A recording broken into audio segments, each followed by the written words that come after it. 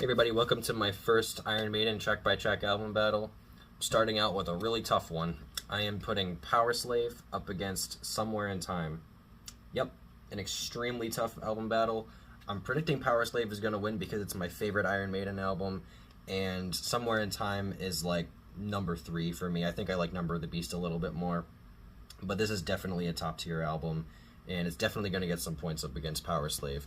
So, without further ado, let's go ahead and start this very painful track by track. So track 1, we start off with Aces High versus Caught Somewhere in Time. I already want to throw in the towel right there because those are just two extremely, really strong opening tracks on both these albums. But as far as these two songs go, I think I'm going to go with Caught Somewhere in Time. And I don't even really know why, because this is Iron Maiden. Like, I don't know what determines the winner. Everything is amazing. It's not like I love one song so much more than the other, because they're all amazing. So, I don't know. Track 2, we got 2 Minutes to Midnight versus Wasted Years. Two amazing songs. Wow. Man. Really don't want to pick against Wasted Years, but 2 Minutes to Midnight is that good. So, first one for Powerslave. Alright, we are on to track 3 now. We got Lost for Words. What an amazing instrumental that is. That's going up against not Heaven Can Wait, Sea of Madness. Oh, God. Oh, that has to go up against Sea of Madness? I did not think those two tracks were going to line up. Oh my god, that's extremely painful. And one of them being an instrumental does not influence my decision either way, because Lost for Words is just such a killer song.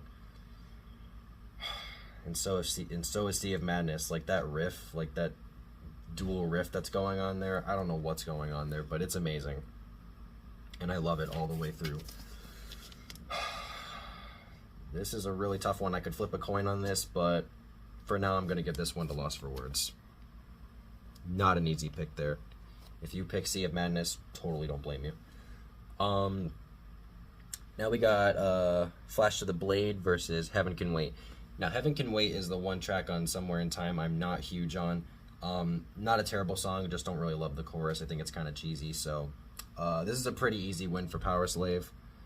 Flash to the Blade gets that one. But Heaven Can Wait is still obviously a really well-played song. I mean, it's Iron Maiden, so it's all amazing. The Duelist. And that's going up against The Loneliness of the Long Distance Runner. Come on, man. Come on. I think my last brain cell might have just left here. Answer pending. Alright, I'm going to give another one to Somewhere in Time. Loneliness of the Long Distance Runner gets that one. Because poor Somewhere in Time is getting slaughtered over here, so I got to give it a little bit more love. And honestly, I think I enjoy that song a pinch more than The Duelist, but like by a fraction of a percent. Alright, we are on to track 6 now. We got Back in the Village going up against Stranger in a Strange Land. Those are some pretty different songs. Depending on my mood, I could go with either or, but I mean, Back in the Village is such an amazingly played song, and yeah, I think I gotta give another one to Powerslave. Good lord, Powerslave is taking this. Alright, we are on to, nope, not the last track yet, we got track 7. Powerslave, title track, going up against Deja Vu.